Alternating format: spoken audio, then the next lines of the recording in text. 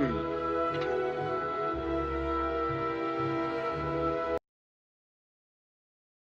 Good evening, and welcome to Question Time in cooperation with The Independent. I'm your host, Phantom Jerker here. All right, and we have four representatives from each party who will begin the show by asking some questions directly to leaders and having specific topics to discuss. After that, we shall hear from our live studio audience. If you have any questions throughout the show, just message me on Discord and we'll get around to it at the end of the show. Right, okay. Let's have a look at the recent polling data before we hear from the opening statements. On the screen? All right, fantastic. So here we have some polling data from The Independent. The entire thing weighs the polls based on how accurate they seem to be. For example, a Twitter poll with 10 votes would be weighed much less than a Discord poll with 200 votes. As the polling data has come through to The Independent, we have seen a shift away from the last general elections results. At the moment, the polls are holding steady, showing that Conservatives are in the first place at 40% of the votes, Imperials following second place with 30% of the vote, and Labour and Liberal Unionists neck to neck with 15% of each vote. If the election were to be held today and this poll were to be accurate, it would give the Conservatives 20 seats, the Imperials 15 seats, the Liberal Unionists 8 seats, and the Labour Party 7 seats. Essentially, this would leave Parliament in a hung state requiring a coalition or at least a supplying confidence to get a working majority. Now we shall hear from our leaders. So first, we'll start with Edward from the Liberal Unionist Party. Edward, when you feel ready. Hello all. I'm the Lord Stockton, Edward Macmillan, leader of the Liberal Unionist Party. For long I've seen Parliament in its current state, and it has made me feel upset for this nation. We needed a new option, one with sensible policies and experienced leadership. And not feeling obligated, I opted to make a political movement for sensible politics. And for the product, and the end product, was the Liberal Unionists, a proud party with many ideas that can reignite the British flame that once burnt brightly. So finally, I would say, vote the Liberal Unionist Party this October. Thank you very much for that, Edward, from the Liberal Unionist Party. Now we shall hear from a representative from the New Labour Party, Jed. So, Jed, when you feel ready, take it away. Thank you, Fenton. First of all, our party leader Kelvin wishes he could be here, and he apologises that he can't be here, but he does encourage every one of you to DM him whenever after this debate if you have any specific questions for him. Don't hesitate to reach out, he'd love to hear from you. Tonight, you'll have to settle for me. Tonight, you'll also hear about various different visions about where people on this stage think that the country should go next. Over the last term, you saw big dissatisfaction with the House of Commons and how some sessions and debates were just not getting anywhere. People in the public were not happy with overall how we conducted ourselves. And you're right, we should do better to conduct ourselves, and we in the Labour Party will absolutely hear that, and we absolutely hope to improve upon that. We in the Labour Party want to ensure that those voice of every individual out there is heard. After all, we are the ones that work for you, the people. Vote Labour in this election to ensure your voice is heard, the voice of this country is represented and respected. Thank you. Thank you very much for that, Jed. That's Jed from the Labour Party. Now we shall hear from Charles Cunningham from the Conservative and Unionist Party. Good evening. I'd just like to thank you all for the opportunity to be here tonight. I'd just like to state that the Conservative Party is not the Conservative Party that it once was. We are new. We are here to shout loudly and concisely, clearly, and deliver the promises that we are running on. I find it hypocritic that Jed and soon Slip can sit there and talk about dissatisfaction with the House of Commons when it's the same House of Commons that they have served in for the last several months. It's them that have delivered you failure. We are here to show you the light. We are here to show you the end of this dark tunnel known as an imperial government. We've outlined several new policies that will take us into a new golden age. I can't tell you here tonight that we're going to achieve everything we set out to do. What I can tell you to do is we are certainly going to give it our all. I don't think that any other person tonight can do that exact thing. For example, the Liberal Unionist Party have some good policies. I will give them that. However, I seriously question their motivation in implementing. The Labour Party, I disagree with nearly every single one of their policies. I also question their motivation and willingness to do so. The Imperial Party, I question their judgment greatly. Over the last 3 months, we've seen numerous failures, numerous replacements, numerous sackings, and numerous unstable decisions. That's why I tell you, I implore you this evening to vote Conservative this October. Thank you. So that's Charles Cunningham from the Conservative and Unionist Party. Now we shall be hearing from the leader of the Imperial Party, Slip. So Slip, when you're ready, take it away. Well, my name is SLP, and I am, of course, the leader of the Imperial Party. I have been hard at work for the last 2 days preparing my party for a strong and good campaign, a campaign that would show the party as a viable option this election. We have prided ourselves as being a strong right-wing party, and a party which has been in government for 2 terms successfully. Our policies will remain right-wing, and they are all fit for purpose, and same thing that could be said for my cabinet. They are all fit for purpose and ready to take over and govern. It is not the time to let an unexperienced party in the government. That is why you must vote for the Imperial Party this election. Thank you very much for that, SLP from the Imperial Party. So what we'll do now is we'll move on to our first topic. The Commonwealth is in danger. Increasingly, we are seeing Commonwealth nations expressing interest in leaving.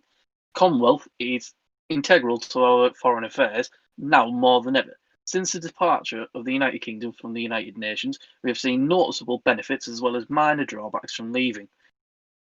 We continuously see meetings being hosted rather than action actually being taken. My first question to all the leaders is, will you keep the UK out of the United Nations, and what is your plans for the Commonwealth and the wider community? So we'll head over to the Liberal Unionist Party first. Hello. So you've rightfully indicated that the Commonwealth is the most important, in my opinion, aspect that has been abandoned by many previous governments. It's not just the imperial government that, to some extent, has abandoned the Commonwealth. Other governments have also. We need to focus on the Commonwealth so much. So at this moment, what we should do for the Commonwealth is clear. We need to reassure the member states of the Commonwealth that the Commonwealth is here to stay and that Britain will take care of them, both militarily and offer them the aid necessary to thrive. And from your question before, that will we remain outside the United Nations? That is obvious. We will remain outside the United Nations. The British people spoke, we heard them, we left, and we will continue to work outside of the United Nations. But just because we left the United Nations doesn't mean we abandon our allies abroad. We need to help them. Even without being members of the United Nations, we can still participate in the community. That's something that the Liberal Unionist Party urges and will commit to. Thank you very much for that. Now we shall move on to hear from New Labour, or Labour. Thank you, Fenton. Okay, so let's think about this. We had a referendum regarding the UN, and we voted to leave. We're not going back. It's just not happening. We've had that decision, we've decided to leave, and we're sticking to it. Labour will not put us back in the UN. So, what should we do now? We see the Commonwealth, we should turn it and morph it into something better than it was the UN. Not just a replacement, but an improvement. Like Edward said, be transparent with them. Help them, aid them when necessary. In every faction, militarily, and so forth. He's pretty much spot on with what we should do with them. We do need to be better with them. We need to improve upon it. It took this government 3 secretaries of the Foreign Office to understand the Commonwealth and abroad entirely. And they failed in a lot of aspects during the majority of their term. We in Labour won't allow that to happen. Kelvin, our leader, spent a lot of time in the Foreign Office. We will improve upon it as planned, and that's what we will do. Thank you. We shall now be moving on to Charles Cunningham from the Tory and Unionist Party. He did ping me to say he's having a few problems with his microphone, so hopefully he should be sorted. No. Okay. We'll move on to Slip from the from the Imperial Party. Well, since we've left the United Nations, I believe there is absolutely no reason to go back. It's a toxic community. It's full of doxers. It's just really, really not good. So there's absolutely no chance of returning. But anyway, the Imperial Party will work on with the Commonwealth as we did for the last 2 terms. We worked with the Commonwealth Convention at the end of last term, which helped bring in businesses into other Commonwealth nations. As far as I'm aware, Malaysia is tempted to host the next one. So if we were to be elected, we would work well with that. Of course, we have also other means of working with Commonwealth nations, such as the likes of helping their judicial support if they ever require it, even though I don't really think many of them require it these days, but it's always an option.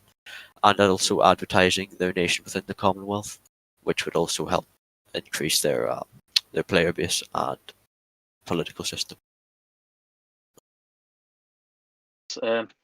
SLP. Just go back, Charles Cunningham. Hopefully, he's got his microphone sorted. No. Yes, Okay. yes, No, yes. Right. Well, for a start, you can't even compare the UN to the Commonwealth status. I think it's an insult to the Commonwealth, quite frankly. I'm just going to go off the fact that what's just come out of Slip's mouth is pure and utter waffle. They haven't provided really any substantial policy. He certainly hasn't just said so. No substantial policy whatsoever. What you want to do is increase involvement within the Commonwealth for a start. The Commonwealth that's been neglected under a series of imperial governments. The Commonwealth died under the watch of an imperial prime minister. That is not going to happen again. We want to increase the United Kingdom's involvement within the Commonwealth through a series of advisory teams helping Commonwealth nations rebuild infrastructure so we can get back to peak activity. Secondly, our end goal is the Commonwealth Business Initiative, which is essentially a small common market within the Commonwealth to help increase in-game activity. That is how you restart the Commonwealth, not through conjecture. It's now open to any leaders that wish to make any comments. It would be nice for the Tory party to put that in their manifesto. I tell the leader of the Imperial Party that manifesto. It'd be nice if he'd like to read it. I've read his. I wasn't very impressed. All right, lads. I would recommend we stop the mudslinging for now and start discussing on actual policies that are necessary. I read in many of the Conservative campaigns that the Commonwealth market was such a big part, and the manifesto, the Tory manifesto that was released earlier today, didn't really provide much information on that. I asked the representative of the Conservative Party if he can elaborate on that, and will that still be a priority for this Conservative government if it was elected? I apologise, my mic is being very irritating this evening. Could you repeat the question? Of course. So the Commonwealth market is arguably one of your most vocal policies. You've mentioned it many times. So I ask you, what will, if a Conservative government is elected, how would you implement it? And if you can please explain to the voters what benefits could it bring? Well, for a start, that all hinges on our first phase of the Commonwealth revitalisation plan. We need, for a start, to send these advisory teams to help rebuild infrastructure within Commonwealth nations. That is the first step. Secondly, the Commonwealth Business Initiative, which is in the sense of the Commonwealth, allows us to increase game activity for nations with capital cities, so we can get more in-game involvement, such as Cape Town, for example.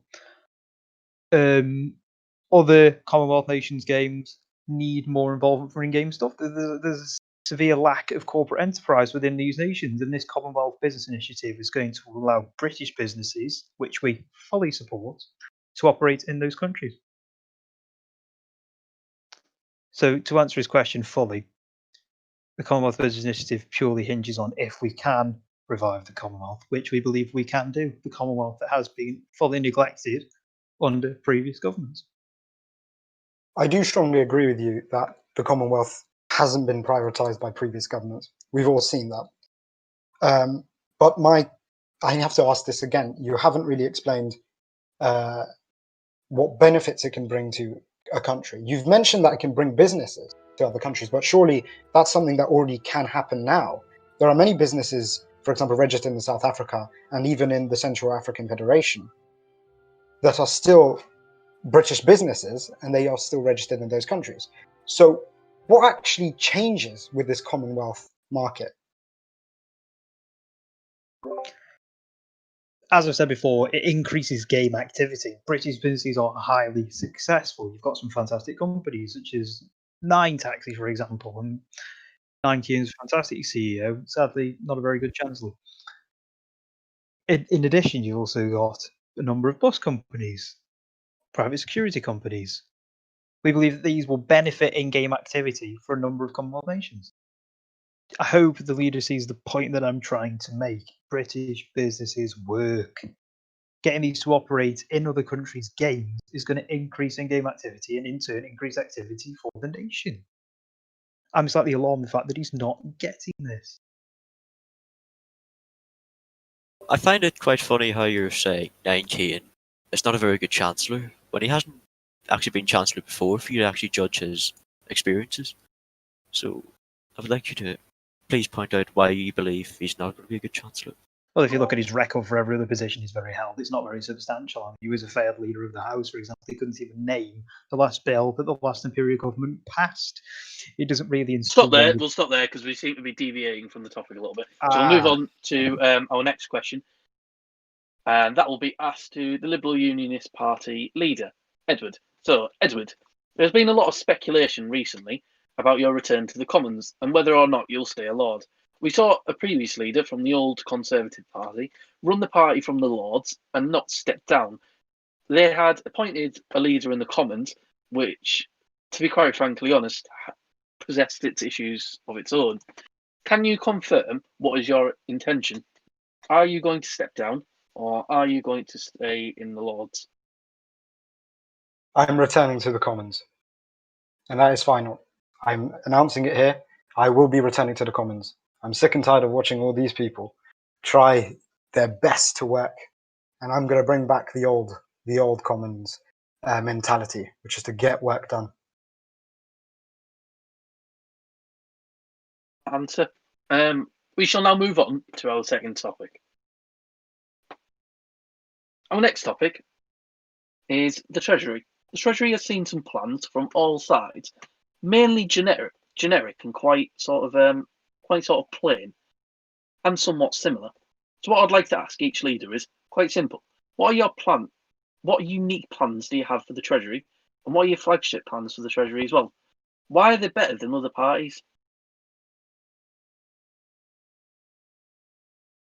The floor is open to any leaders to debate that. Well, I think it's ironic the fact that now the Imperial Party is providing fresh new economic policy. That's rich. I mean, come on. I mean, Slip was Chancellor for God's sake, and now he's leading the party. Now he's got the good ideas. He didn't implement it then. They're not going to implement it now. Nothing's going to change. You're going to have long waiting times to register a business. You're going to have a stagnant economy. That's all you're going to achieve. As opposed to a Conservative government where we've promised to slash waiting times, increase Treasury staff, and have a business-centric economy. I see the comparison here. I'm sorry, but I know what the much better option is. Well, you see, an Imperial government, one of our main flagship policies is to create the Associated Press hub, which will pretty much bring all the media companies together. Not as one big media company, but it's like a place where all the media could be shared easily and obtained by all the media companies. That is one of our original ideas. I forgot what I was going to say there. Well, I'll just okay. Edward from the Liberal Unionists, have you got anything to add? Yes. So the Liberal Unionist Party's view on the economy is that the free market is an important aspect of our economy, and it's something that should be defended. We also, as we stated in our manifestos, want to present an idea of a business council to help encourage businesses by enabling further communication with business leaders, reassuring them that the market is open, and to reassure them that the British government supports private industry and private enterprise in this country, because that is how this country thrives economically, by expanding the free market and allowing these businesses to do what is necessary for growth.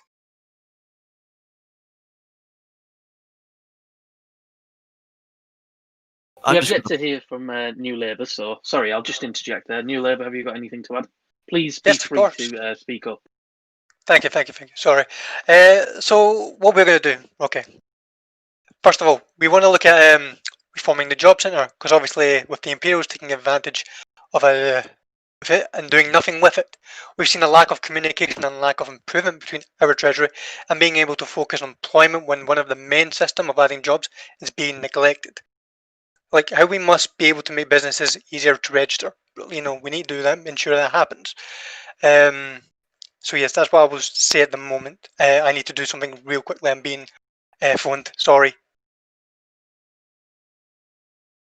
A lot of the representatives making excuses. I'm not too sure whether they're legitimate or what they are, but however, I will just say to all the representatives right now that you are on stream and there are people watching currently, and there are people that will watch later on. So please ensure that you are ready and making proper answers. People are watching this show for answers. Has anyone else got anything to add, or can we move on? Well, I would just like to finish back off to where I ended last time, because I got completely lost for words there. But obviously, as I said about the creation of the press hub, we also have the idea of working in colleagues with Northern Ireland to help increase businesses over there, which is something we kind of did last term. It also helped increase a few media companies, I think, opened up over there and stuff like that. We also have plans for events such as like Taxi Tuesday, Trucking Thursdays, which has never really been seen before, but it'll also boost different sectors, mainly transport and public transport, which isn't actually a really failed sector, but it should hopefully bring in more jobs anyway, because those are the really only sectors that are really in-game. Media companies aren't really in-game, and nobody really likes work for media companies anyway, not as far as I've seen anyway. Monthly business fairs as well, they will also remain to be hosted by us. It was, of course, introduced under my very first term as Chancellor back in February under the last Conservative government, the real Conservative government, the Conservatives that merged into the Imperial Party, of course. It was last hosted by us last term. Well, it was kind of a different version. It was a Commonwealth Convention last term, but it also was pretty much the same thing. But we will seek to bring that back this term as well, if we were to be elected.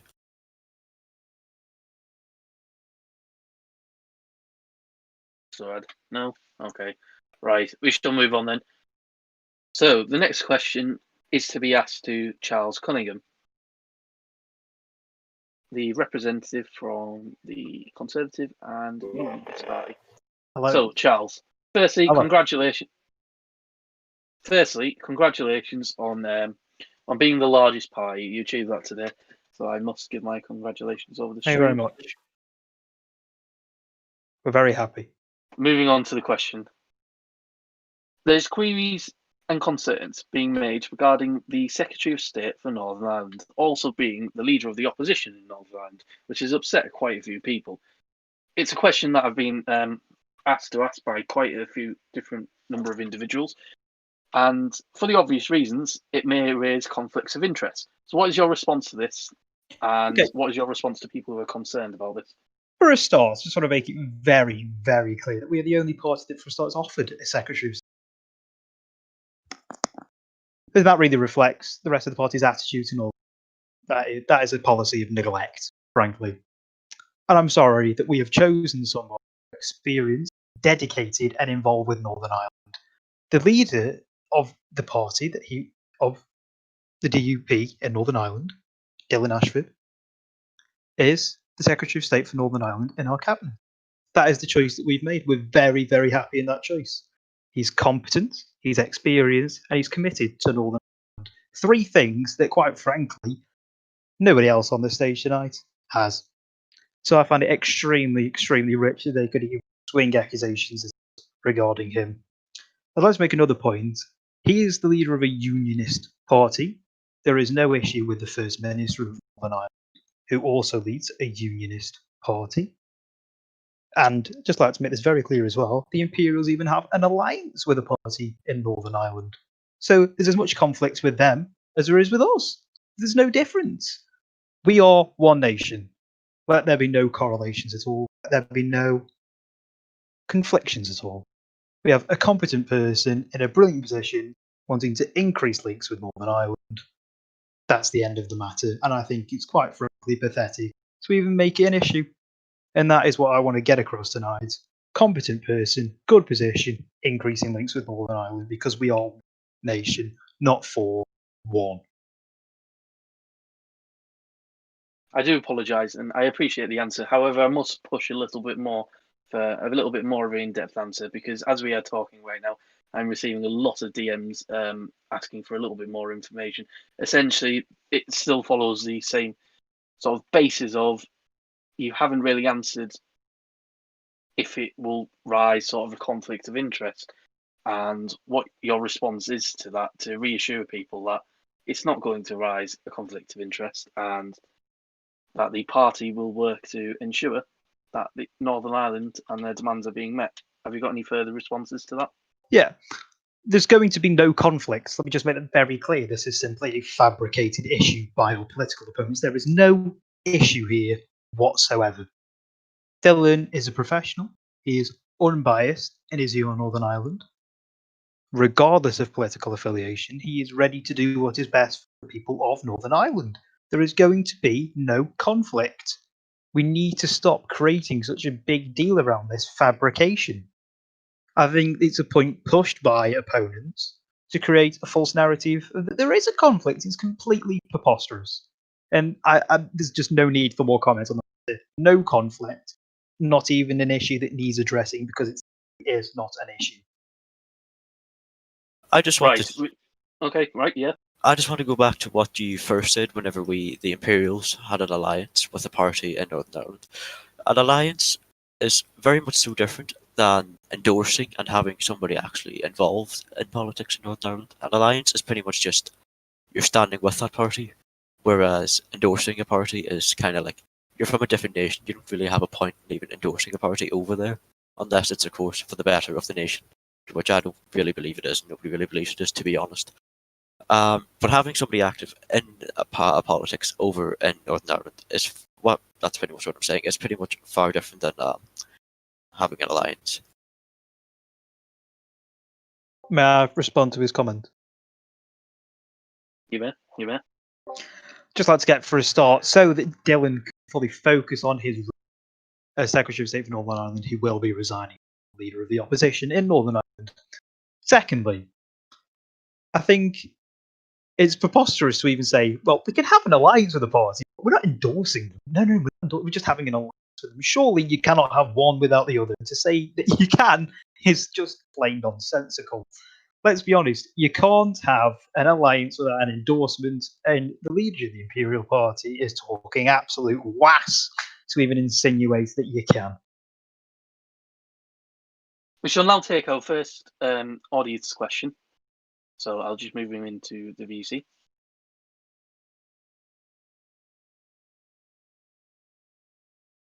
Dom, who is our first live studio audience question. Dom, when you're ready, ask it away. Right, I'd just like to say that what I've just heard from this donkey representing the Tory party is pretty hilarious, to be fair. It's like he's saying that this is a non-issue.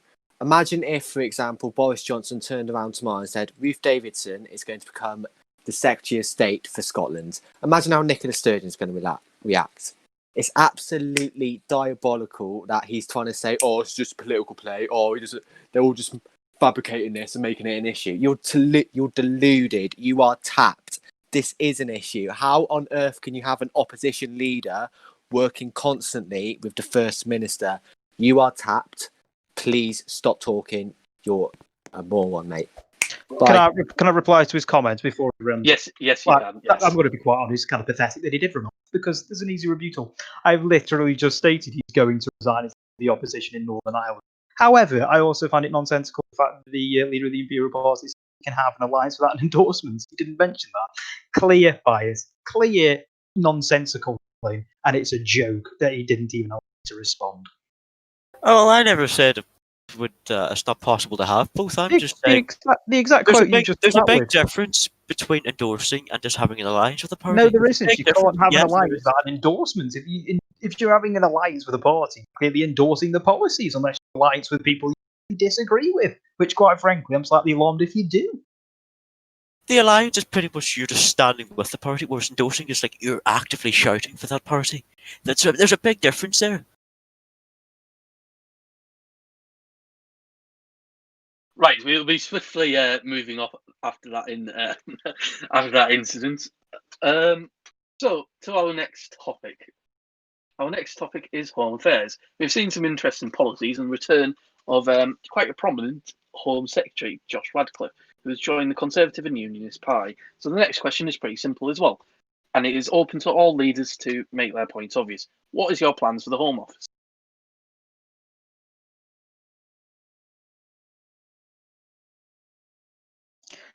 Well, for a start, I'm more than happy to announce that a former Home Secretary, former Net Commissioner, and former Prime Minister is taking up the reins once again, compared to the streamline of incompetent Home Secretaries we've had over the last several months. Finally, some stable leadership.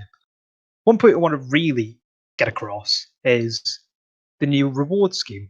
This is something that will replace the raggedy old Public Servant of the Month. We've had that for a long time now. It worked originally. It's got a bit boring. We need something that's a bit more fresh. And this is going to deliver that. So I'm quite proud to announce that. Secondly, we don't want to neglect all the services. There's been an emphasis placed on GMP. GMP is fine. GMP is sustaining itself internally. I'm really happy with their progress. However, there's been a certain neglect from the last governments on Greater Manchester Fire and Rescue and NOAS.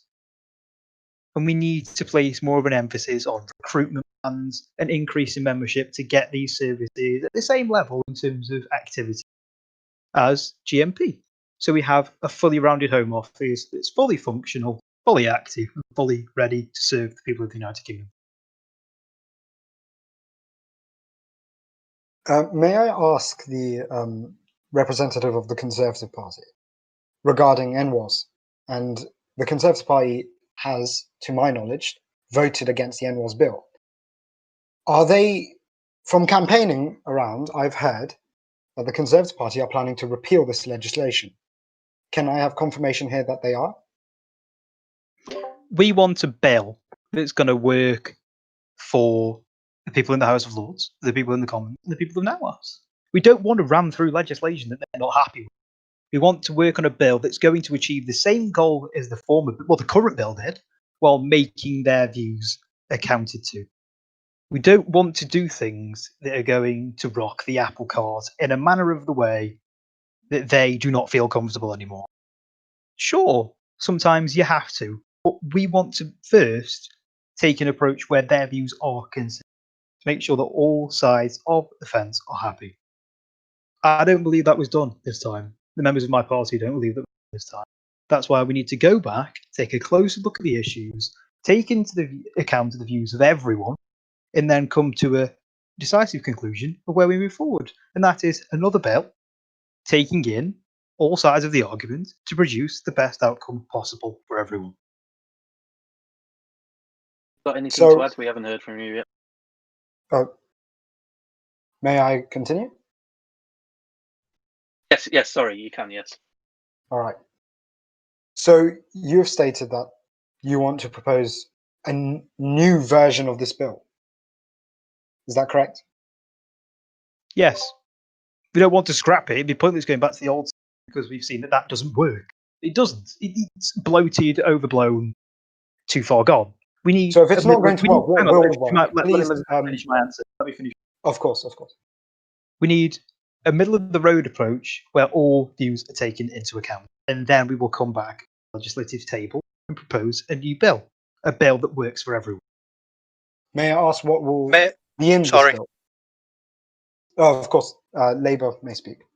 Thank you very much. So obviously you brought up a good point with the last reshuffle bill and how it got made and so on.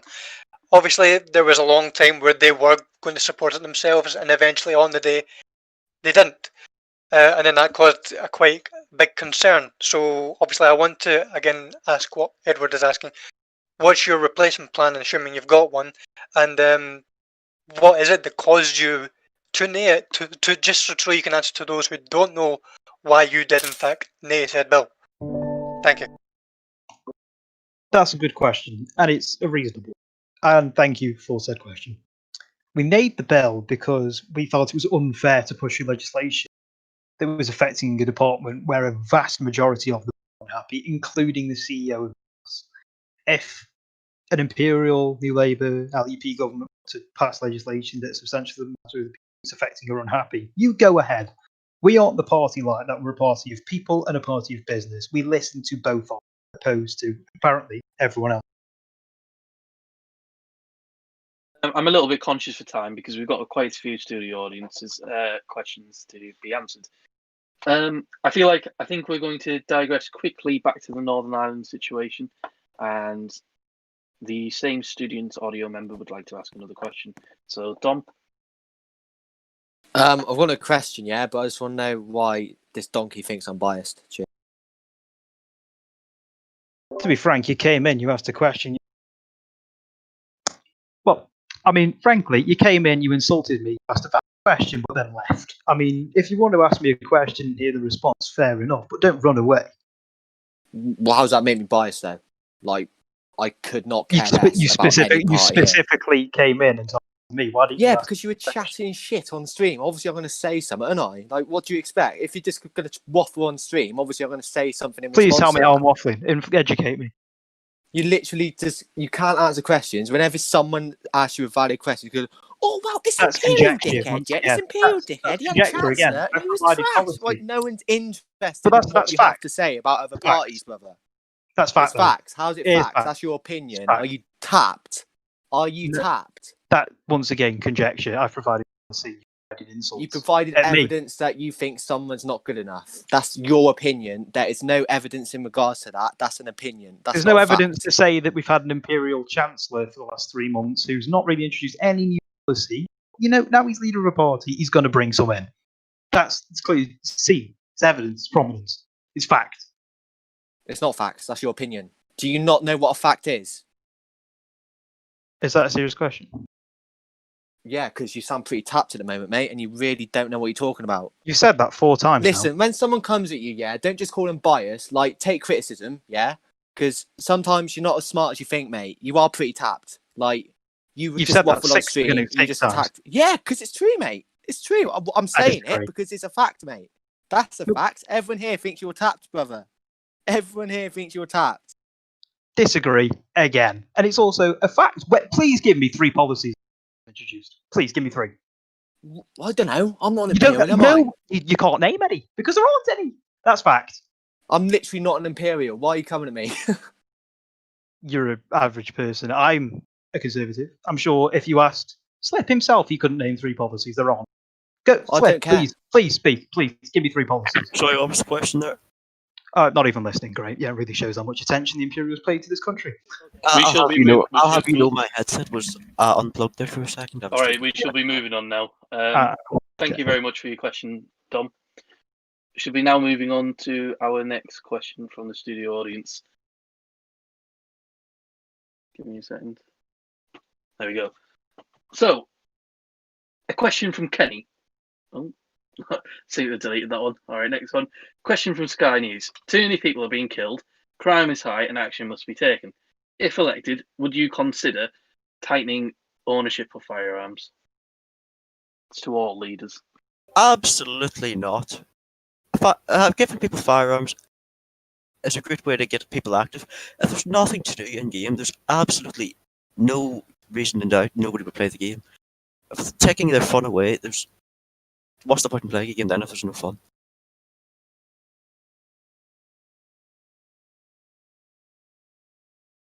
Anything I just to want add? to add on to what the Imperial said. Like now, obviously, I disagree with Imperials massively. I have done.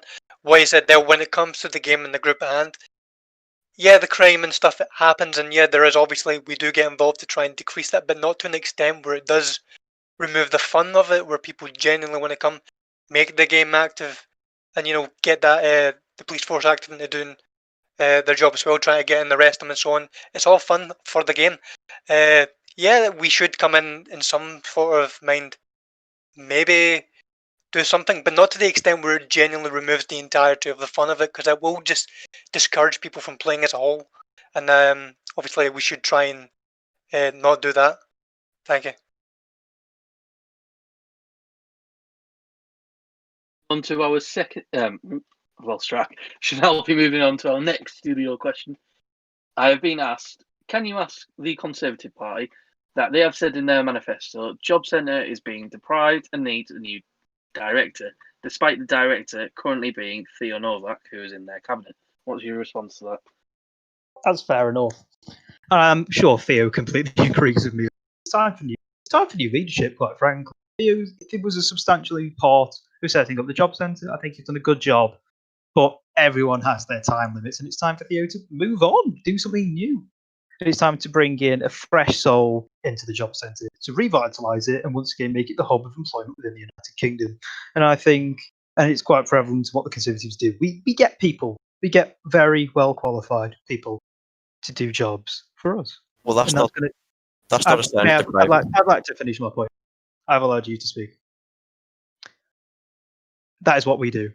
Theo's happy to move on, bring in a new person, be involved in the process of picking a new person, bring in new life into the job centre to make it the hub of British employment once again. Another studio question from Can I James just B. respond to that quickly? No, we shall move on. Okay. Ready? Take it away.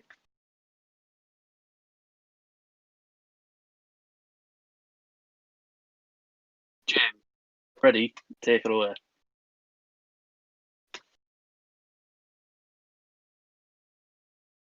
Done. Another studio audience question that has been sent in. And this time it is to New Labour. Polling suggests that New Labour are not making any gains. We also have yet to see a manifesto release, so what does this mean for New Labour?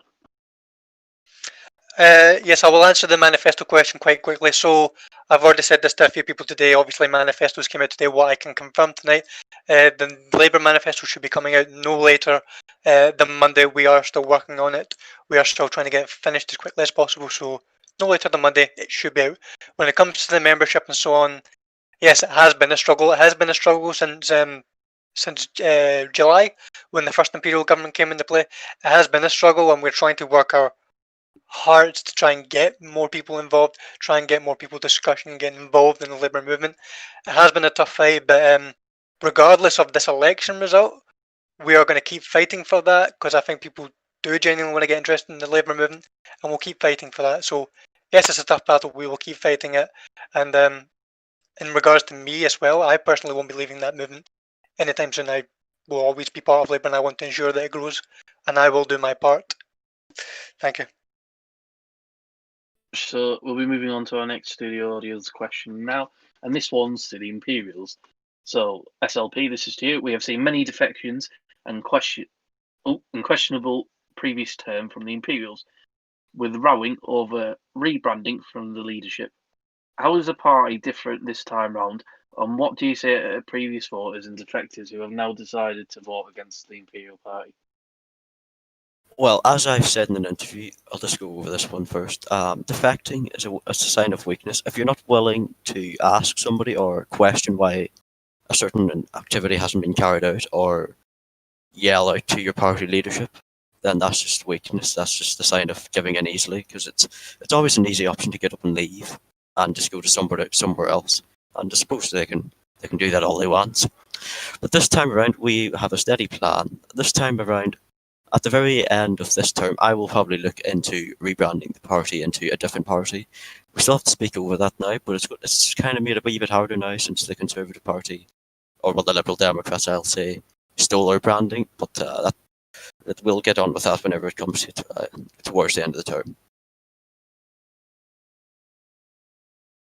We have received a question from quite a disgruntled voter, and he has said, do you believe, this is to all party leaders, do you believe that we can trust Imperials and Conservatives to run a country when they are both being used in this debate to do nothing but spout hypocritical nonsense, the voter claims, and score political party points? He has asked, can you provide us with actual reasoning on why each party is better and not just attack each other? So we'll start off with the Liberal Unionist Party and we'll work our way around. I strongly agree with that question. The current state of politics is, some would say, toxic, quite aggressive.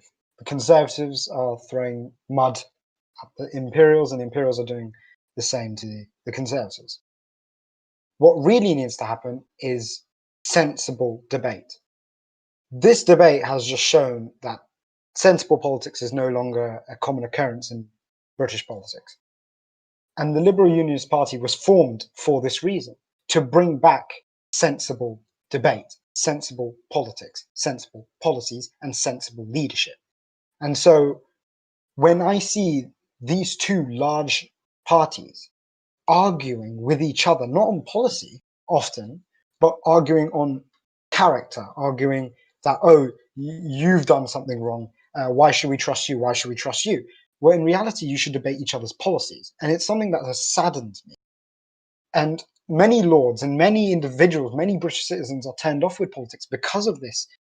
And so I urge my fellow leaders here, try to act sensible in front of the British public. You are trying to be leaders. Please show yourselves to be leaders. Thank you. To the New Labour Party, or Labour Party. Thank you.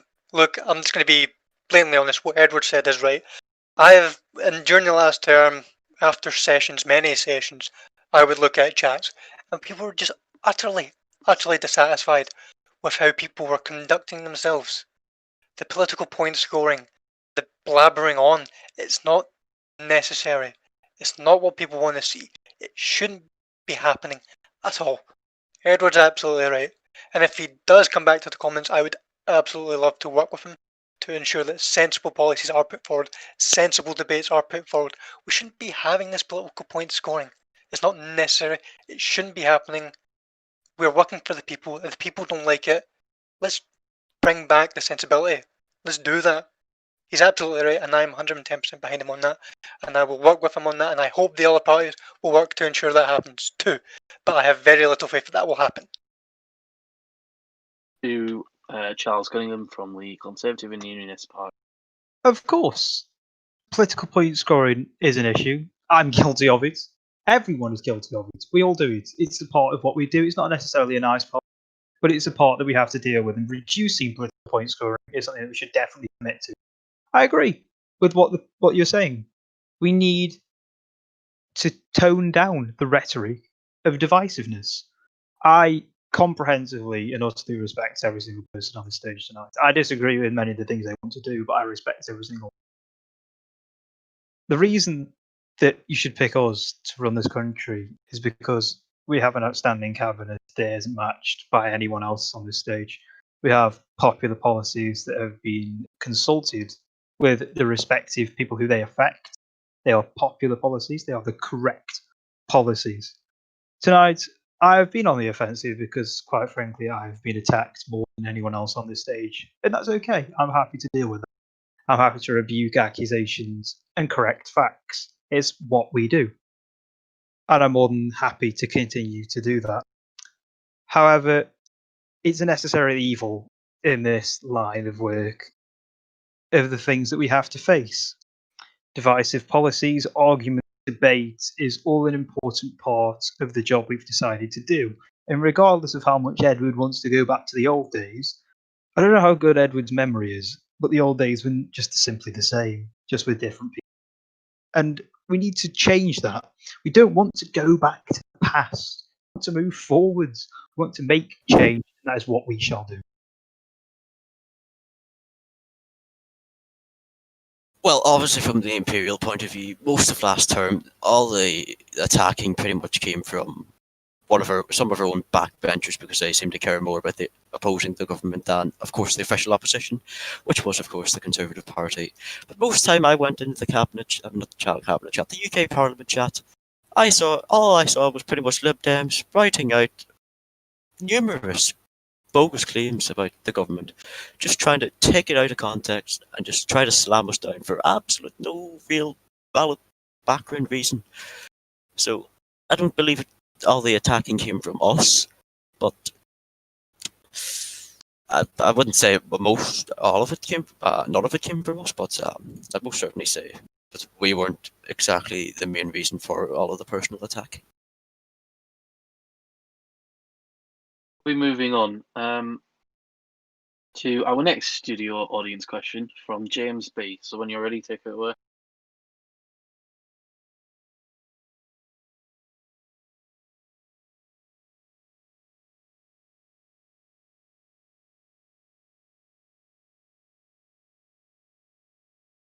When you're ready, James, take it away. Hello. Mr. Cunningham, in your party's manifesto, it said a Conservative government will make steps towards a freer market internationally by constructing a business initiative for the Commonwealth. Could you please elaborate on that? Could you please repeat the question? Do you want me to repeat the question? Yeah, my mic has been dodgy. It keeps cutting. I'm sorry. Okay. In your party's manifesto, it said a Conservative government will make steps towards a freer market internationally by constructing a business initiative for the Commonwealth. Could you please elaborate on that? I've gone over this numerous times tonight, but I'll be happy to address your concerns. Firstly, the Commonwealth Business Initiative is the end. Obviously, first we need to reinvigorate the Commonwealth, and I've gone over that several times tonight how we're going to do that. And that is going to promote a global free market economy through expanding businesses into other countries. On a domestic front, increasing businesses by reducing treasury waiting time is going to increase the free market in the United Kingdom. I hope that answers your question and gives you some insight on what Thanks. And we shall now be moving on to our next studio audience question. Give me a second to just find it.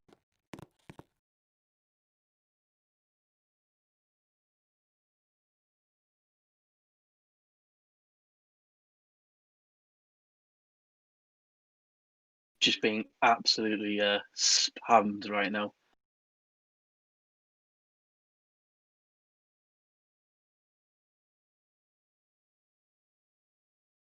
Can I just say really quickly, Mr. Cunningham, whenever you asked for that studio audience member to repeat this question, he didn't attack you for asking that question to repeat the question. But yet, whenever I asked it earlier, you were like, "Oh no, you weren't listening. No." It was like crime of the century. Again, I would implore my fellow leaders to stop the political point scoring at this moment, and so we can move on with the debate. I admire your enthusiasm and all, but right now we need to focus on the debate. And I'm wondering if the next audience member is going to talk. If not, if possible, can I ask a question? Sorry. We're just sorting it out. So our next studio audience member has just joined the call. Of course. So we shall be hearing from him, Connor. Hi, so I have a very basic question, but one that's been on my mind lately. I haven't read any of your manifestos yet because I've been very busy. But what tends to happen is we hear the same policies on a lot of things. But right now, we really can't be going back to the same policies with foreign affairs. Because after leaving the UN, which was a right decision we made, we really don't have much direction. And so I really just need to ask, have you guys put the effort into thinking of fundamentally new foreign policies? And if so, what are they? Thank you.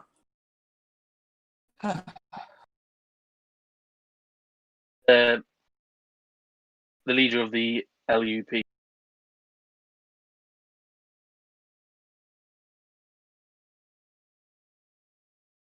We'll move on. All right, okay. Sorry, I was sorting out something. Sorry. So regarding the foreign policy, in our manifesto, we've laid down our commitments to reignite our foreign policy. because our foreign policy is a key aspect of our country and has been abandoned largely by previous governments. We saw that with Desmond's premiership, but I should move on. The Foreign Office is very key, and so we want to increase the importance of it by increasing the number of Commonwealth summits from just holding them regularly when we need to discuss things, or from basically prior to now, the Commonwealth met normally to just vote on things that were proposed. What the LDP want to do is make it a regular thing, similar to the United Nations. The Commonwealth has the potential to rival the United Nations if led, organized, and cared for in a way by this British government. If the British government cares for this Commonwealth, it will try to listen to its member states. Hong Kong has felt somewhat abandoned by the Commonwealth and by Britain because we left the United Nations. Canada was frustrated the fact that we left the United Nations. Many people in the UK voted to leave the United Nations to support the Commonwealth. And yet many governments have abandoned the key principles of the Commonwealth, and simply just holding meetings and inviting foreign officials to Middletown or to Eastbrook is not going to solve the Foreign Office. You need to actually sort it out. You need to hold more meetings with member states, negotiate treaties, negotiate alliances, pacts, voting blocks in the United Nations. Just because we left doesn't mean we abandon our responsibilities to our Commonwealth allies in the United Nations. We must defend them in the United Nations. And so I urge my fellow leaders, what can we do as leaders? Because the LDP, according to the polls, is a third party. And the chances that we be elected is quite slim, in all honesty. So I ask you, especially the Imperials and the Conservatives, how would you bring forward the Foreign Office instead of just holding weird meetings at Middleton and Eastbrook, and start actually accomplishing things in the Foreign Office like treaties? Now to Labour. Thank you, Phantom. So, of course, I want to add on to what Edward said. He's absolutely right. I've been an MP since June, roughly. Yeah, since June. And I have, since we left the UN, we've seen a lot of concerns regarding the Foreign Office. Yes, we have to fix it internally. We have to fix it externally. Take part in those meetings. Aid our friends across the seas, and so on and so forth. Invite them to us. Not only that, but see, whoever is elected government, whatever deal is made, doesn't matter. I want to be part. I offer my helping hand to any single one of you on this stage to ensure that this is fixed. I'm sure many other people in my party will do the same, because I want to help fix those concerns that have been raised constantly to this government, and so on and so forth. So I put my hand forward in an effort to fix it. In regards to the specifics that Labour will do, we look forward to showing that within their manifesto. As Connor said, he's not read their manifestos, but once ours is released and he does read it, we look forward to his feedback, and we look forward to the constructive criticism. Thank you. You'll now be moving on to Charles Cunningham from the Conservative and Unionist Party. Thank you. And I just like to say before I get into my point, you find it hilarious. So like, it's like, well, we're thinking of policies, and we're going to listen to what everyone thinks, then we're going to put them in the manifesto. Cheers, guys. That's hilarious. There is a reason Labour haven't been targeted as because of policies to target. But on the matter of the Commonwealth, and thank you, Connor, for your question, we need to put more time and effort into listening to our friends. And this is going to be achieved through one simple: we need a summit. There hasn't been a summit in how many months? I think it wasn't even under, I think it was Josh Radcliffe's last government when there was a summit. Neglected Commonwealth under an Imperial government, frankly. And that is what needs to change. And that is going to change. You're joking. We're going to listen to our allies. Not We're going to enough. come up with a group planned consensus to move forwards, putting resources, people, assets together to rebuild the Commonwealth from the ground up. Thank you. SLP from the Imperial Party. The Imperials, I do believe, I think I made a poster about this, I can't actually remember now, but we plan on working with the Commonwealth forces to help provide activity and towards both of the armed forces across the Commonwealth, on in the likes of joint operations, joint exercises, and stuff like that, which we believe will actually provide satisfaction and good activity in the nations which don't typically tend to have a lot going on. The Imperials also scheduled last term to have a UK and ASAEN summit, which I think we're planning it again this term anyway, which ASEAN, of course, if nobody really knows, by the way, it is the Association of South Asian Nations. So it's pretty much South Asian nations working at a summit with the United Kingdom. On the matter of treaties tend to be a bit useless, really. They're only really needed for nations that have been previously at war, but even at that, nobody really follows them fully anyway, because nobody's really there to enforce them at the end of the day. It's just if somebody figures something out, they'll do something about it, but at the end of the day, nobody does that. Okay, I believe Connor had a response to say or a statement to make. Yeah, I just quickly wanted to add that one thing I find important when you're talking about foreign affairs, I have been the permanent secretary in the Foreign Office for half a year now. I have served, I think, pretty much every party. I've had Liberal Democrat, now a Tory. I've had, obviously, an Imperial Foreign Secretary, and I've had Labour Foreign Secretaries.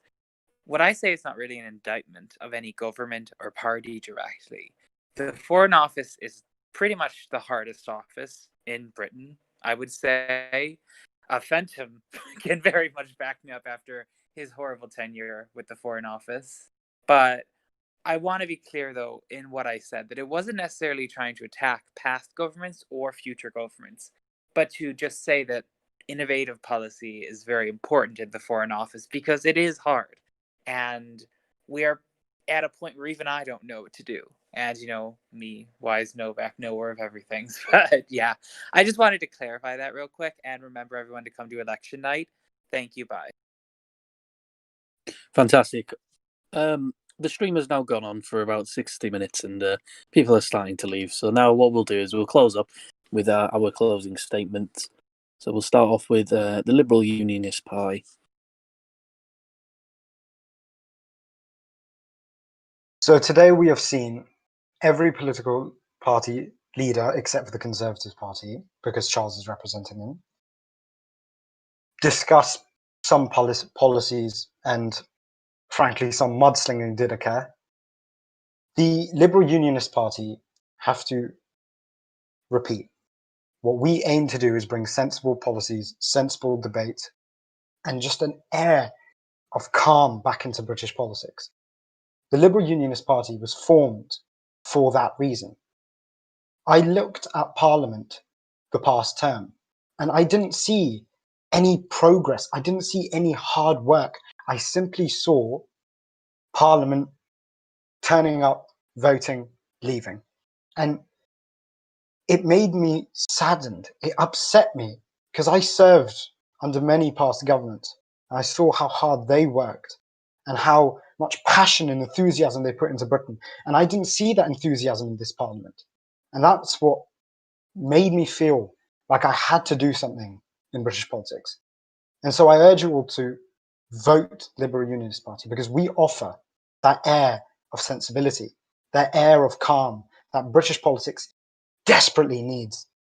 We don't need Conservatives and Imperials starting to slander each other. We need calm, and the Liberal Unionist Party offer that calm. Thank you. Thank you very much. We should now be moving on to Labour. Thank you, Fenton. So you've seen tonight the visions that I said at the beginning that people want to implement over the next term.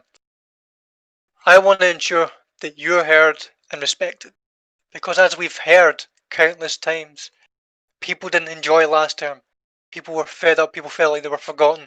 It should happen no longer. Vote for Labour to ensure your future is heard, future is brightened. Make sure that you are heard and you are respected.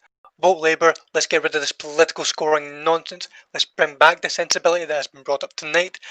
And let's get back to the work at hand. And let's do it properly. No more shit. Thank you.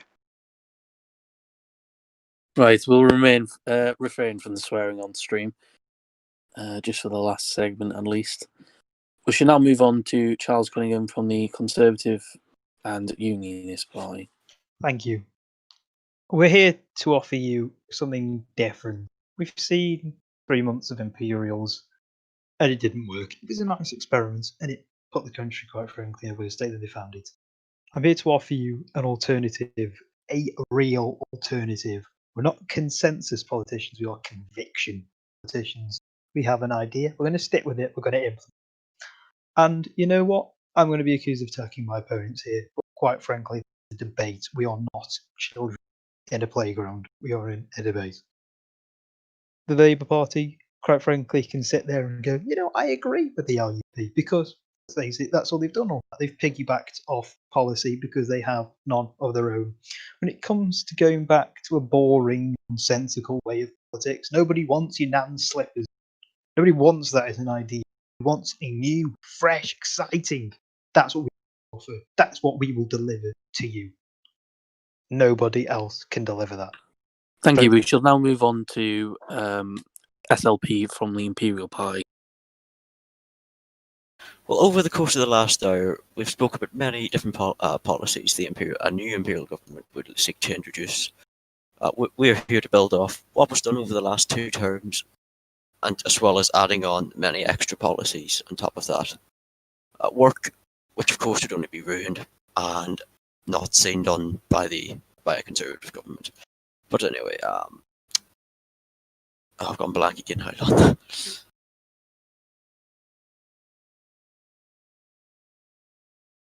We'll give him a second to recover. Maybe. No? All right. Yeah, hold on. Well, of course, this time around we have many new original policies. Unlike saying that's on many of the other manifestos, ours seem to be quite different. And I do hope so, and so I can say in this on the behalf of my cabinet as well, that we sincerely hope that people find closeness with these and find a real valid choice in voting for the Imperial Party.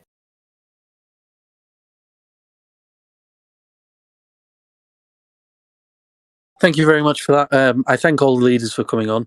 Give me a second.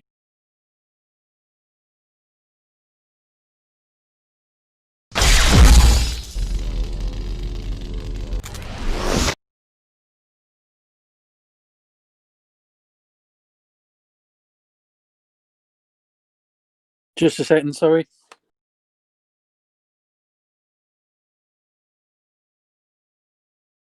Right, okay. We shall be closing up anyway. Thank you very much for listening to Questions Time this time round. It's been, nevertheless, quite a difficult one to host, we shall say. But thank you for listening anyway. It makes all that difference. I thank the Independent for sponsoring and helping out on this debate. Thank you, Sangus, Farron, and Tim for also helping out on this debate and sorting out the logistics and stuff like that. Hopefully you've heard from all party leaders and you've got some sort of an idea of where and who you'd like to vote. So thank you very much for chiming in, and that shall be us.